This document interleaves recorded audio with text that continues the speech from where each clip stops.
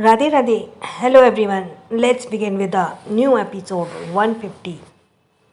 राखी balcony में खड़ी थी। अभय उसे अभी तक जागते देख मुस्कुरा दिया और उसके पास जाते हुए पीछे से उसे अपनी बाहों में भर लिया। अभय की चुअन राखी पहचानती थी। वो हौले से मुस्कुराई, पर अगले ही पल उसकी मुस्कुराहट समेत वो गुस्सा करते हुए बोली, आई हेट यू। क्या? मैं यहाँ आई लव यू सुनने आया हूँ और तुम मुझे आई हेट यू बोल रही हो? अबे चौंकते हुए बोला। तो राखी उसके बाहों के घेरे से आज़ाद होने की कोशिश करते बोली, हाँ आई हेट यू। आपको सब पता था, फिर आपने मुझसे सच छुपाया। अरे यार, मैं क्या करता? हम किसी से डिस्कस भी कर सकते थे इस प्लान के बारे में। नहीं कर सकते थे, वरना प्रॉब्लम हो जाती। अबे ने सफाई दी। उसकी बाहों का घेरा बहुत मजबूत था, इसलिए राखी ने इतना स्ट्रगल करने के बाद भी उसके बाहों के घेरे से वो आज़ाद नहीं हो पाई। तो वो थक हार कर उसकी बाहों में ही घूम गई और उसकी आंखों में देखते हुए बोली, पर आप मुझे तो बता सकते थे ना। राखी, प्लीज़ समझो इस बात को। ये सीक्रेट, ये कुछ बातें ऐसी होती हैं। अभी अपनी बात को जोर देते हुए बोला तो राखी शांत हो गई। उसकी पलकें झुक गई और वो मुंह फुलाए खड़ी थी। अब तुम मान जाओ यार, अबे ने बहुत प्यार से कहा। मानने की मनाने की थोड़ी सी कोशिश भी करते हैं आप? राखी अपनी बड़ी बड़ी पलकें उठाकर उसकी आंखों में देखते बोली। तो अभय मुस्कुरा दिया, जिससे राखी और चिढ़ गई और बस दांत पीसते हुए बोली, आप हंस रहे हैं? मुझे मनाने की जगह आपको हंसी आ रही है? तो उसे इतने गुस्से में देखकर अभय अपनी हंसी कंट्रोल करते हुए बोला, तुम गुस्से में और भी प्यारी लगती हो। तो राखी उसकी बातों पर पलकें झुकाते हुए हौले से मुस्कुराती। अभय ने उसे अपनी बाहों के घेरे से आज़ाद कर उसके चेहरे को अपने हाथ में पकड़ लिया और उसके फोरहेड पर अपने होठ रख दिए। उसके आंखों को चूमते हुए वो उसके होठों तक गया और शरारत से मुस्कुरा दिया। वो उसके ऊपर झुकने लगा तो राखी ने उसे दूर बना ली। प्लीज़ अभय, रूहानी आवाज़ में कहा, जिसे सुनकर राखी भी उसे इग्नोर ना कर पाई। अभय ने उसे अपनी करीब खींचा तो वो एक झटके से उसकी बाहों में समा गई।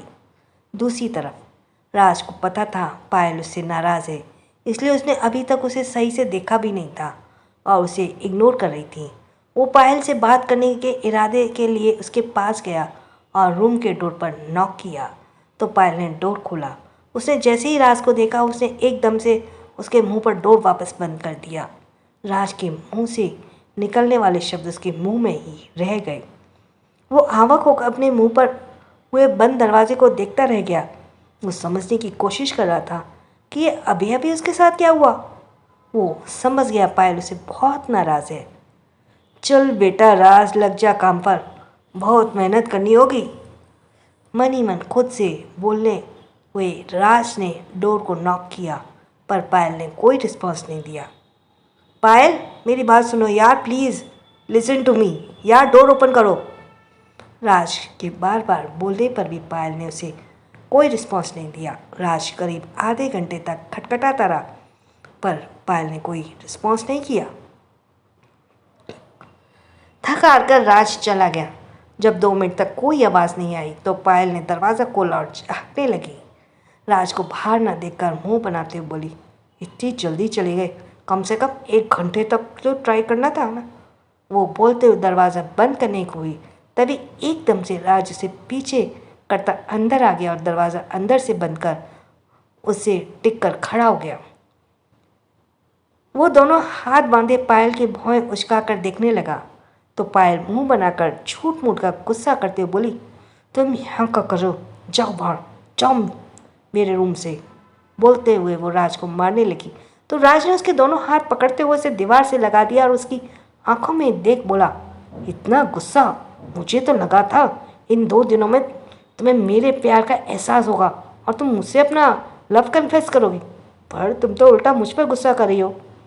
कितनी पत्थर दिल हो तुम, थोड़ा तो प्यार जताया हो यार। हाँ हूँ मैं पत्थर दिल, नहीं करती मैं तुमसे प्यार, अब जाओ यहाँ से, मुझे अकेला रहना है। पायल ने बहुत गुस्से से कहा। उसका चेहरा एकदम कठोर हो गया था। उसके चेहरे पे भाव नहीं थे। वो राज ने उसे हौले से छोड़ दिया। आई एम सॉरी, मुझे लगा तुम भी मुझसे प्यार करती हो। आई एम सॉरी, मैं अब से तुम्हें कभी परेशान नहीं करूँगा, राज ने सिर झुकाए कहा और अपनी बात को पूरी कर जाने लगा। उसने अभी लॉक खोलने के लिए हाथ बढ़ाया था कि तब पायल ने उसे पीछे से हक कर लिया और उसके पीठ पर अपना सर टिका लिया। पायल की सिसकियाँ उसके कानों में गईं। पायल सिसकते हुए बोली, तुम सच में बहुत बुरे हो। राज धीरे से मुस्कुराया। प्लीज़, मैं थोड़ा इसलिए अटक रही हूँ क्योंकि यहाँ मिस्टेक्स बहुत हैं और मुझे भी समझ नहीं आता कि मैं क्या बोलूँ। कहीं पे चलो नेक्स्ट। पता है कितना डर गई थी मैं, एक बार मुझे से मेरा सब छिन गया था। बोलते हुए उसका सिसकना और बढ़ गया और उसकी आवाज़ तेज हो गई। वो रोते हुए बोली, आई लव यू इडियट। राज की मुस्कुराहट उसका कन्फेशन सुनकर और गहरी हो गई और उसने हाथ बढ़ाकर पायल को आगे कर उसका चेहरा हाथों में भर उसके आंसू को पोंछते हुए बोला, आई लव यू टू। इतना बोलकर उसने पायल को फोरहेड पर अपने होंठ रख दिए और उसके मुंह से अभी भी हल्की हल्की सिसकी निकल रही थी। राज ने उसके कांपते होंठों पर अपने होंठ उन सिसकियों को शांत कर दिया। आज पायल उसका साथ दे रही थी। उसे किस करते हुए उसने पायल को अपनी बाहों में भर लिया। पायल भी एक छोटे बच्चे की तरह उसकी बाहों में समा गई। विशाल अनमय के रूम में था। बालकनी में खड़े धुआं उड़ा रहे थे। अनमय सिगरेट की कश लेते हुए बोला, बहुत नाराज़ हो। वो मुझसे बात भी नहीं कर रही है, फ़ोन भी ऑफ कर दिया। मेरी वाली भी, इसीलिए तो आज वो मेरी वाली के साथ सो रही है, तेरी वाली के साथ सो रही है। विशाल अनमय के साथ देते हुए बोला, हाँ चल कर सोते हैं, हम भी कल बात करते हैं उनसे, अनमय ने कहा और दोनों अपनी सिगरेट खत्म कर अंदर चले गए। अगली सुबह श्योर की जब आँख खुली तो सुबह के 5 बज रहे थे। आज उसे बहुत काम करना था जिसके लिए उसका प्रिपेयर होना बहुत ज़रूरी था। उसने अपने भाव में सोई दुआ को देखा जो घोड़े हाथी बेचकर सो रही थी। उसे पता था ये लड़की 9 बजे से पहले नहीं उठने वाली। दुआ का चेहरा श्योर के सीने से छुपा हुआ था। उसने धीरे से उसे खुद से अलग करना चाहा तो दुआ ने और कसकर पकड़ लिया। श्योर ने धीरे से मुस्कुरा दिया। श्योर ने दुआ के चेहरे पे बिखरे बालों को साइड किया तो दुआ नींद में ही मुस्कुराने लगी। उसने धीरे धीरे दुआ को खुद से अलग किया और उसके माथे को चूमता उससे अलग हुआ। वो शॉवर लेकर आया तो रेडी होकर दुआ को एक नज़र देखकर नीचे चला गया। नीचे पहले से ही वो चारों उसका इंतजार कर रहे थे। अपने पीछे सिम्बा को सबका ख्याल रखने का भूलकर वो पांचों निकल गए। अभय ड्राइव कर रहा था और अनमय उसके बगल में बैठा था। अनमय, शौर्य और राज तीनों पीछे बैठे थे। कार फार्म हाउस से बाहर रुकी। वो सभी अंदर गए। शांतनु को चेयर से बांधा हुआ था। शौर्य उसके सामने सोफे पर बैठ गया। उसके एक पैर के ऊपर दूसरा पैर चढ़ाया हुआ था और शांतनु को घूर रहा था। अनमय, राज, विशाल, अभय चारों की उसके अलग बगल बैठे थे। शौर्य के इशारे पर एक आदमी ने शांतनु के मुंह पर एक बार मुंह नहीं आएगा, सर पर होगा, सर पर एक बाल्टी पानी डाला तो वो चौंक कर उठा। उसने गहरी गहरी सांसें लेते हुए शौर्य की तरफ देखा और उसकी आंखें गुस्से से भर गईं। शौर्य, उसने गुस्से में दांत पीसते हुए कहा तो शौर्य मुस्कुराते हुए बोला, जो तू करना चाहता था उसके लिए तो मैं तुझे वहीं मार देता, पर तुझे एक मौका दे रहा हूँ जीने का। तेरा मौका नहीं चाहिए मुझे। तू मुझे मारना चाहता है तो मार दे, शांतनु गुस्से में बोला। तो शौर्य डेविल स्माइल करते हुए बोला, श्योर। उसके बोलते ही अनमय और विशाल ने बैठे हुए ही उसका निशाना लगा दिया। 10 सेकंड है तेरे पास, सोच ले, राज ने वार्निंग देते हुए कहा। तो शांतनु उन दोनों को गन खुद पर तने देखकर उसका गला सूखने लगा। उसने डर के एक घूंट अपने गले से नीचे उतारी। जैसे ही दोनों ने टिगर पर उंगली की, शांतनु जल्दी से बोला, कौन सा मौका? उसका जवाब सुनकर शौर्य ने होठों को टेढ़ा कर डेविल स्माइल की। अभय ने आगे झुकते हुए कहा, हमसे हाथ मिला ले और अनुराग के खिलाफ तेरे पास जो भी सबूत है मैं दे दे। मेरे पास कुछ नहीं है, शांतनु बोला तो शौर्य फिर से होठों पर डेविल स्माइल करे बोला, तेरा बाप मर गया उसका साथ देते देते और तुम मर जाएगा उसे बचाते बचाते। बोलते हुए शौर्य उठा और उसके सामने आकर दोनों हाथ पैंट में की जेब में डाल उस पर तरस भरी नजर डालते हुए बोला, तुझे क्या फ़ायदा होगा उसे बचाकर। तभी उसकी बातों पर शांतनु बोला, मुझे क्या फ़ायदा होगा तुम्हारा साथ देकर, तुम अपने डैड के कातिल तक पहुंच जाओगे। शौर्य की बात सुनकर शांतनु हंसकर हुए बोला, ओह शौर्य, क्या तुम नहीं जानते मेरे डैड कार एक्सीडेंट में मरे थे, उन्हें किसी ने मारा नहीं था, तो फिर अपने कातिल तक पहुंचने की बात क्यों कर रहे हो। तुमने इतने बेवकूफ़ दिखते नहीं जितने हो।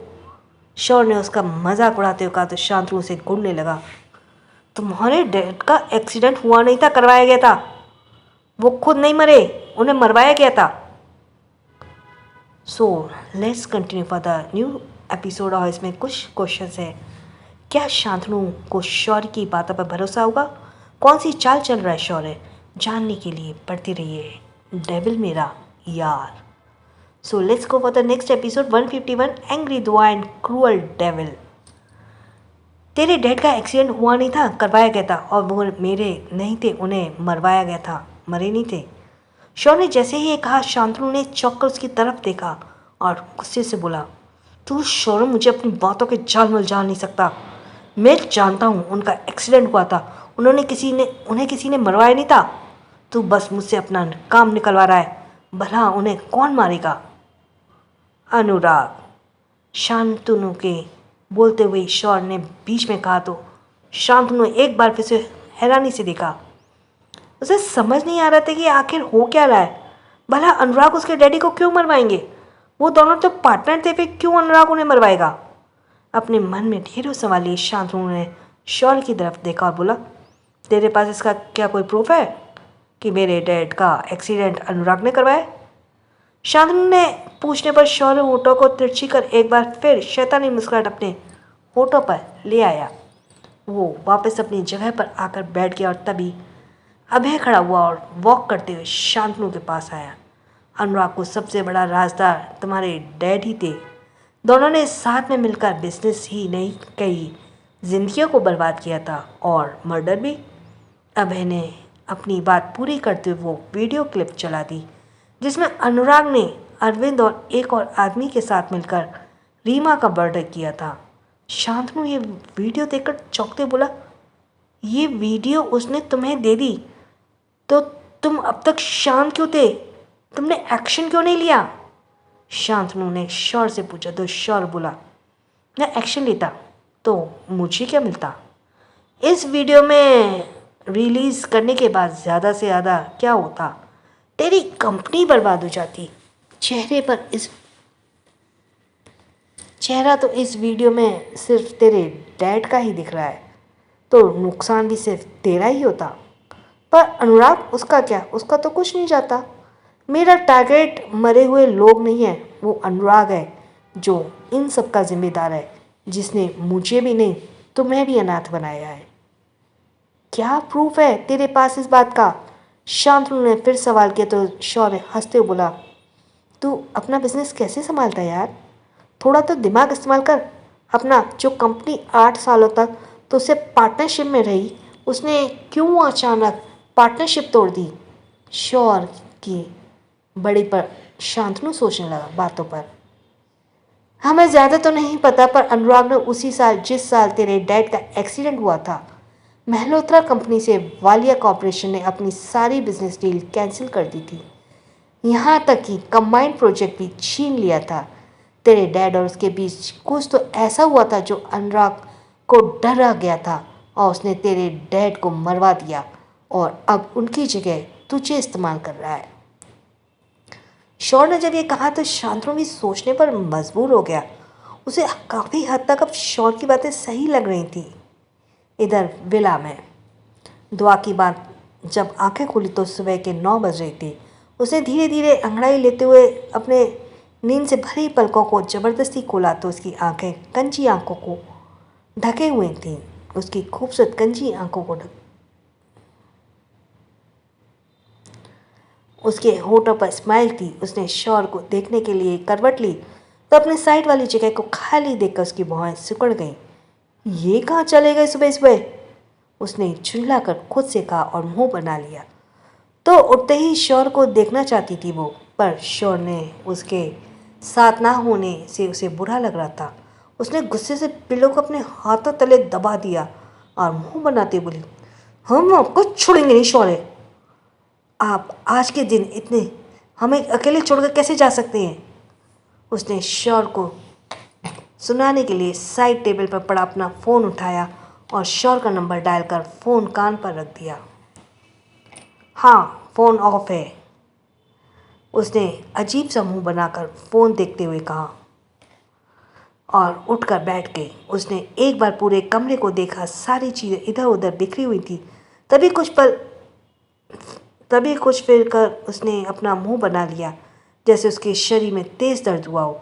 तभी उसे अपने और शौर के बीच की कल रात की नज़दीकें याद आई और उसने अपनी शर्म से अपनी पलकें झुका लीं। उसने एक नज़र खुद को देखा और उसके लहंगे दुपट्टे उसके शरीर पर लिपटा हुआ था। उसे याद था ये दुपट्टा उसने नहीं पहना था, तो क्या शौर ने उसे पहनाया होगा? ये सोचते ही उसके गाल पर शर्म की लाली आ गई। वो उठी और फ्रेश होकर बाथरूम चली गई। कुछ ही देर में वो फ्रेश होकर एक सुहागन की तरह तैयार होकर नीचे आई। राखी और चित्रा डाइनिंग टेबल पर ब्रेकफास्ट लगा रही थी, तो वहीं आयशा और पायल स्टेयर्स के पास ही खड़ी थी। दुआ को देखकर दोनों की आंखों में चमक आ गई। दुआ हल्के नीले रंग की साड़ी पहने धीरे धीरे उतर रही थी। उसे डर था कहीं वो स्टेयर से फिसल ना जाए, इसलिए उसका सारा ध्यान अपने स्टेप पर था, जिसे वो संभाल संभाल कर रख रही थी। उसके नीचे आते ही आयशा और पायल दोनों ने एक साथ कहा, ओ, कोई तो आज बहुत शाइन कर रहा है। उनकी आवाज़ सुनकर दुआ उनकी तरफ देखा। उसकी आंखों में सवाल था, आखिर ये दोनों उसे क्यों देख रही हैं? वो यही सोच रही थी। इससे पहले कि कुछ समझ पाती, दोनों उसे पकड़कर डाइनिंग टेबल के पास ले आए और उसे चेयर पर बैठाकर चारों ने उसे घेर लिया। दुआ सबको देखकर बोली, तुम सब हमें ऐसे क्यों देख रही हो? तो आयशा ने एक्साइटेड होते हुए पूछा, ये बताओ कल की रात तुम्हारी कैसी थी? हाँ, जल्दी जल्दी बताओ। अब तुम एक्सपीरियंस्ड हो ना, तो थोड़ा सा अपना एक्सपीरियंस हमारे साथ भी शेयर करो। पायल आयशा का साथ देते हुए बोली। तो राखी ने कहा, क्यों तंग कर रही हो तुम दोनों हमारी भाभी को? इन्हें ब्रेकफास्ट तो कर लेने दो। दुआ को राखी की बात अच्छी लगी तो वो उठने लगी, पर तभी चित्रा ने उसे वापस बैठाते हुए कहा, अरे कहाँ जा रही हो, पहले बताओ। ये क्या पूछ रही है? आप सब हमसे, हमें कुछ नहीं पता, हमें जाने दीजिए। इतना बोलकर वो फिर से उठने लगी, तो पायल पकड़ उसे फिर से बैठाते हुए बोली, अच्छा वो नहीं, पर ये बताओ भाई ने तुम्हारे मुंह दिखाई में क्या दिया? हाँ हाँ, बताओ बताओ, तीनों ने एक साथ कहा। तो दुआ चौंकते बोली, मुंह दिखाई? ये क्या होता है? क्या इसमें कुछ मिलता है? उसके इस सवाल को सुनकर चारों ने अपना माथा पीट लिया और आशा झुंझलाते बोली, यार दुआ, इसलिए तुझे बोलती थी इतना मत पढ़ किताबों को, बाहर की भी एक दुनिया है। पर नहीं, तुझे तो टॉप करना था। आयशा का साथ देते हुए चित्रा बोली, दुआ माय डार्लिंग, तुम कितनी बोली हो। फर्स्ट नाइट पर हस्बैंड अपनी वाइफ को गिफ्ट देते हैं जिसे मुंह दिखाई देते हैं। ऐसा है क्या? दुआ ने अजीब एक्सप्रेशन के साथ कहा तो सबने एक साथ हाँ कह दिया। पर उन्होंने तो हमें कोई गिफ्ट नहीं दिया। दुआ उदासी से बोली, क्या यार, हमने तो सोचा था तुम ASR की बीवी हो तो तुम्हें दुनिया की सबसे बेस्ट गिफ्ट मिला होगा। राखी बोली। तो उसका साथ देते हुए पायल बोली, मुझे भाई से ये उम्मीद नहीं थी। उन सब की बातें दुआ को भड़का गई थी। अब उसके चेहरे पे गुस्सा दिखने लगा और वो उठते हुए बोली, आने दो उन्हें, बात नहीं करेंगे हम उनसे। ये हमें गिफ्ट देना कैसे भूल सकते हैं। SSR कॉरपोरेशन में 10 बज रहे थे और शेयर होल्डर्स की मीटिंग हो रही थी। ज़्यादातर शेयर होल्डर्स का कहना था कि शौर के बाद अथर्व को प्रेसिडेंट बना दिया जाए। जिस बात से रमन, रक्षित, अथर्व और अव्यांश सब खुश थे। अव्यांश भी आज इस मीटिंग में आया हुआ था और उसने अथर्व के फेवर में वोट किया था। सबकी सहमति देखकर रमन अपनी जगह से खड़ा हुआ और अनाउंसमेंट करते हुए बोला, 50% से ज़्यादा वोट अथर्व के लिए जाते हैं। आप सब यही चाहते तो हमारा न्यू प्रेसिडेंट अथर्व सिंह रायज़ादा हो तो मैं आज ही उन्हें एसएसआर कॉरपोरेशन की जिम्मेदारी उसे देता हूँ और आज से वो अपनी प्रेसिडेंट की रिस्पॉन्सिबिलिटी संभालेंगे। रमन ने अनाउंसमेंट करते ही अथर्व खड़ा हो गया और सबने उसका स्वागत तालियों से किया। रमन प्रेसिडेंट की चेयर की तरफ बढ़ गया। अव्यांश उसे जाते देख मन ही मन खुद से बोला, बैठोगे तुम उस कुर्सी पर हुकूमत सिर्फ मेरी होगी। अब ये पूरी एसएसआर कॉरपोरेशन मेरे अंडर में होगी। वो ये सब सोचकर मुस्कुरा दिया। अथर्व चेयर के पास पहुंच गया। वो जैसे ही बैठने को हुआ तभी मीटिंग रूम का डोर खुला। आवाज़ सुनकर सबने डोर की तरफ देखा तो सामने डेविल खड़ा था, जिसे देखकर सबकी आंखें फटी की फटी रह गईं। सबसे तेज झटका तो अथर्व और अव्यांश को लगा था। रमन भी बाकी सबकी तरह से हैरानी से आंखें फाड़े देख रहा था। कुछ शेयर होल्डर शौर को देखकर खुश हुए तो वहीं कुछ ने मुंह बना लिया कि डेविल अब वापस आ गया और उन्हें छोड़ेगा नहीं। अव्यांश और अथर्व दोनों एक दूसरे को देखकर अथर्व चेयर के पास से हट गया। शौर्य राज के साथ अंदर आया। रमन जल्दी से उनके पास आया और जबरदस्ती की मुस्कान होठों पर लाकर बोला, शौर्य शौर्य तुम जिंदा हो? पर वो न्यूज़ मैंने ही फैलाई थी अंकल, शौर्य ने बड़े आराम से कहा और फिर सबको देखते हुए बोला, लगता है मेरे जाने की खुशी कुछ ज़्यादा ही थी आप सबको। तो सबने एक साथ कहा, नहीं एसएसआर, हम तो तुम्हारा ही इंतज़ार कर रहे थे। तुमसे बेटर कोई नहीं एसएसआर कॉरपोरेशन को इतनी अच्छी तरह संभाल सकता। अच्छा, तो आपको पता था कि मैं जिंदा हूँ, तभी आप ऐसा कह रहे हैं, शौर्य ने अपनी तरफ देखते हुए कहा। उनकी तरफ तो सब ने सर झुका लिया। शौर्य अपनी चेयर की तरफ बढ़ गया। अथर्व को एक तीखी मुस्कुराहट देते हुए वो चेयर पर बैठा। फिर अव्यांश की तरफ देखते हुए बोला, जो लोग मेरी कंपनी को अपने अंडर करने का सपना देख रहे हैं वो ये सपना देखना छोड़ दें तो अच्छा है, वरना कब उनकी कंपनी को एसएसआर अपने अंडर में ले लेगा उन्हें पता भी नहीं चलेगा। अव्यांश शौर्य की बात पर मुट्ठी भींच कर रह गया। कुछ देर बाद मीटिंग ओवर हो गई और सब चले गए। अब सिर्फ वहाँ शौर्य, रमन, अथर्व, रक्षित और राज बैठे थे। शौर्य ने उन्हें देखते हुए कहा, कंपनी सैलरी काम करने के लिए देती है, टाइम पास करने के लिए नहीं। तो शौर्य की बात पर अथर्व बोला, तुमने ये नाटक क्यों किया? बहुत दिन तक जिंदा रहकर देख लिया, मेरे मरने के बाद लोग कैसे रहते हैं, क्या करते हैं, देखने के लिए मैंने ये नाटक किया। शौर्य ने जहरीली मुस्कान के साथ कहा तो अथर्व ने चिढ़कर उसे देखते हुए कहा, तेरे इस नाटक की वजह से तुझे पता भी है बड़ी माँ कितना हर्ट हुई है, वो कितनी हीरोइन है। तू मेरी माँ की चिंता मत कर, अपनी सोच।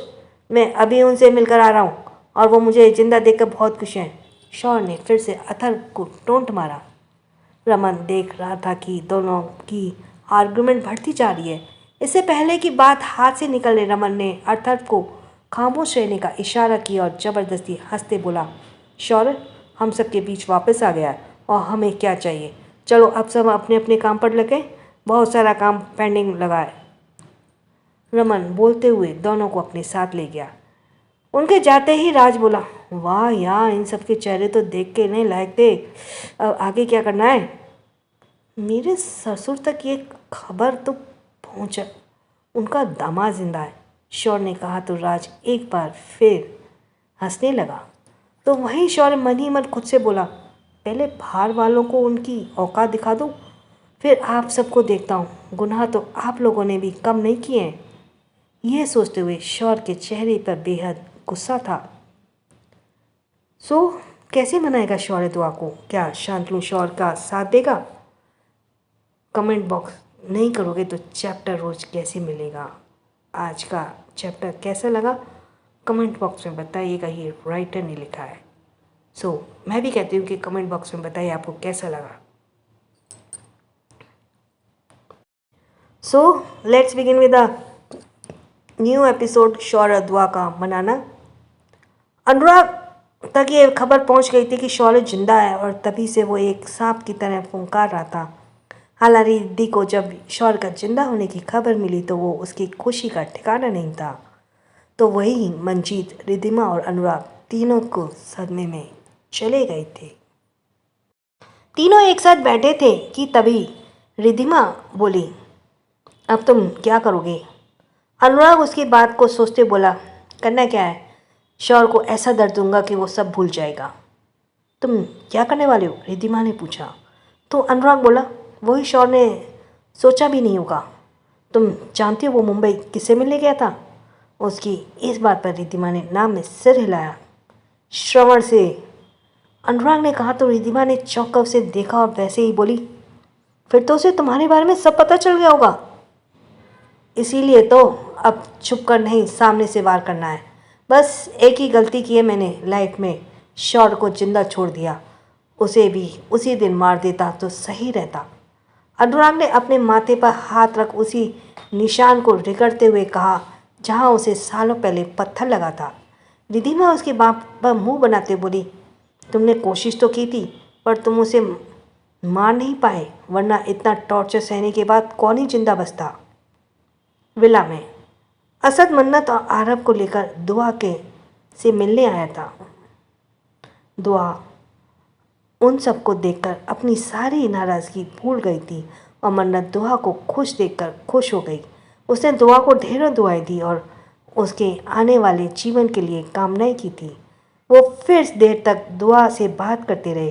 फिर शाम होते ही वो लोग वापस जाने को हुए तो असद के जाने से पहले दुआ के सामने एक फाइल बढ़ा दी और उसे साइन करने को कहा।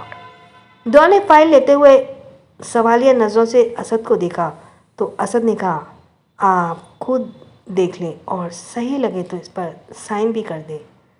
असद के बोलने पर दुआ फाइल पढ़ने लगी। जैसे जैसे वो फाइल पढ़ती जा रही थी उसकी खुशी का ठिकाना नहीं था। उसने फाइल बंद करते हुए चमकती आंखों से असद को देखा और स्माइल करते बोली, आप हमें अडॉप्ट कर रहे हैं, अब हम सिर्फ आपकी बेटी बनकर रहेंगे, किसी का हम पर कोई हक नहीं होगा, अब हम दुआ बनकर ही रहेंगे। वो असद को अपनी उसकी बात पर तो असद ने उसकी बात पर अपनी खुशी में शामिल होते हुए सर हिला दिया। दुआ ने जल्दी से पेपर साइन किया और असद के गले लग गई। उसने असद को गले लगाए हुए ही कहा, आपने हमें ज़िंदगी का सबसे खूबसूरत तोहफा दिया है। उसकी बात पर असद ने भी प्यार से उसका सर हिला दिया। वो सब उसे मिलकर जाने लगे तभी शौर्य आ गया। असद ने शौर्य का शुक्रिया किया तो क्योंकि आज उसकी वजह से ही दुआ उसकी बेटी बन पाई थी। अंकल, इस पेपर को संभाल कर रखना, शौर्य ने कहा तो असद ने सर हिला दिया। उन सबके जाने के बाद शौर्य ने दुआ की तरफ देखा और उसे काफ़ी देर से इग्नोर कर रही थी। वो पैर पटकते ऊपर चली गई। शौर्य ने एक नज़र जाती हुई दुआ को देखा और एक आईब्रो उठाते हुए खुद से बोला, इसे क्या हुआ? सोचते हुए वह भी दुआ के पीछे पीछे चला गया। फार्म हाउस में अनमय और अभय शांतनु के सामने बैठे थे और उसने 1 घंटों का वक्त लिया था, 1 घंटे का, कुछ घंटों का सोचने के लिए। अभय ने उस पर नज़र गड़ाए हुए कहा, तो क्या सोचा तूने? अभय के पूछने पर शांतनु गहरी सांस लेकर बोला, मैं तैयार हूँ। उसकी बात सुनकर अनमय और अभय दोनों ही मुस्कुरा दिए। दूसरी तरफ शांतनु ने कांटेक्ट ना हो पाने की वजह से अनुराग को भी अब समझ आ गया था कि शांतनु शायद शौर्य से गिरफ्त में है और उसे यही बात परेशान कर रही थी। कहीं शांतनु अपना मुंह ना खोल दे और शौर्य को सब ना बता दे, वो यही बात सोच रहा था। उसे फिर से परेशान देखकर रिद्धिमा बोली, जब ये सिचुएशन तुमने हैंडल नहीं हो रही थी तो तुमसे क्यों नहीं बुला लेते? रिद्धिमा ने इस बात पर शांतनु बोला, नहीं अभी नहीं, मैं इस सिचुएशन को खुद ही हैंडल कर लूँगा, अभी उसकी ज़रूरत नहीं है। पता नहीं किसको बुलाने की बात कर रहे हैं। वहीं विला में दुआ बालकनी में खड़ी थी और अब शौर्य ने उसे पीछे से आकर उसे अपनी बाहों में भर लिया। उसने दुआ के कंधे पर अपना सर रखते हुए हौले से उसके गाल को चूम लिया। दुआ उसकी बाहों में घेरे से निकलते हुए कोशिश करते हुए बोली, छोड़ो, हमें बात नहीं करनी है मैं आपसे। दुआ की बेवजह गुस्सा होते हुए शौर ने उसे सवालिया नज़रों से देखा। क्या हुआ, तुम गुस्सा क्यों? शौर ने उसे अपनी तरफ पलटते हुए कहा। क्यों ना हो हम गुस्सा, दुआ उसकी आंखों में देखते हुए बोली। क्या हुआ दुआ, तुम गुस्सा क्यों हो?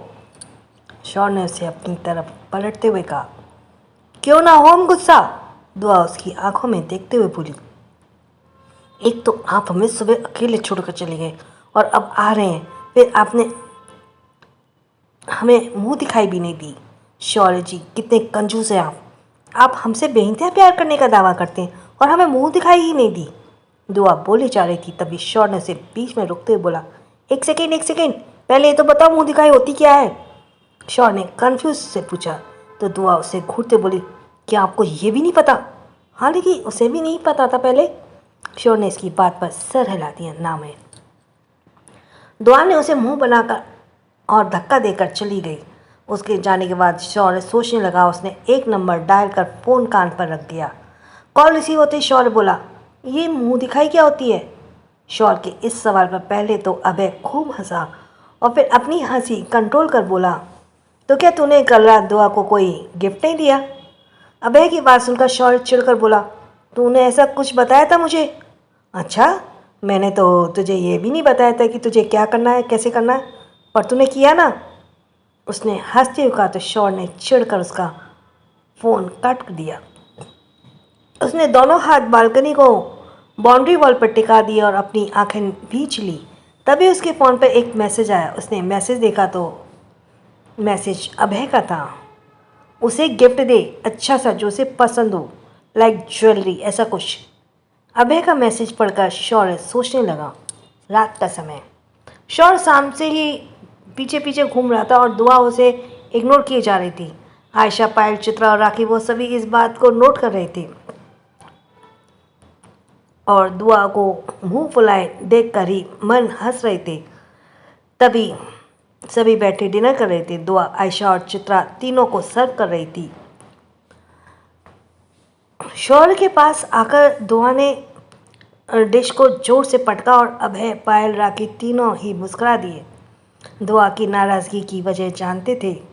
शौर्य तो उसे देखता ही रह गया। राज, अनमय, विशाल तीनों ने एक दूसरे को देखा और आंखों से इशारे कर ही पूछा, पर उन्हें खुद ही नहीं पता था तो वो क्या बताते। कल ही इनकी शादी हुई और आज ये ऐसे बिहेव क्यों कर रहे हैं? उन तीनों ने मन ही मन में ये सवाल कर रहे थे। तो ये सोचकर उन्होंने सर झटक दिया कि ये हस्बैंड वाइफ के बीच का मामला है। दुआ गुस्से में शौर्य की प्लेट में सर्व कर रही थी। उसे इस तरह अपनी प्लेट में खाना बढ़ते देख शौर्य ने उसका हाथ पकड़ लिया तो दुआ ने घूरा और शौर्य ने सर हिलाते हुए धीरे से कहा, मैं इसे ज़्यादा नहीं खा सकता दुआ। दुआ ने उसकी बातों पर कुछ नहीं कहा, वहीं चेयर खींचकर बैठ गई। डिनर के बाद वो सभी लड़कियां किचन में थीं और शौर्य बाकी सबके साथ स्टडी रूम में था। शांतनु ने हमें अनुराग के बारे में सब बता दिया है, जो भी वो जानता था, अनमय ने कहा। तो उसका साथ देते हुए अभय बोला, इतने सबूत इकट्ठे हो गए कि अब हम उसे लंबे समय के लिए जेल भेज सकते हैं, पर उसे वो सज़ा नहीं मिलेगी ना जो मेरे डैड को मिली थी, शौर्य ने कहा। तभी राज सोचते हुए बोला, हमें कुछ ऐसा करना होगा कि अनुराग खुद ही अपने गुनाह एक्सेप्ट करे। उसके एक्सेप्ट करने से ही अंकल पर लगे सारे एलिगेशन हटेंगे। उसकी बात पूरी होते ही विशाल बोला, तो बेसिकली हम उसके आगे चारा डालना होगा। और वो चारा क्या होगा? अनमय पूछा तो राज बोला,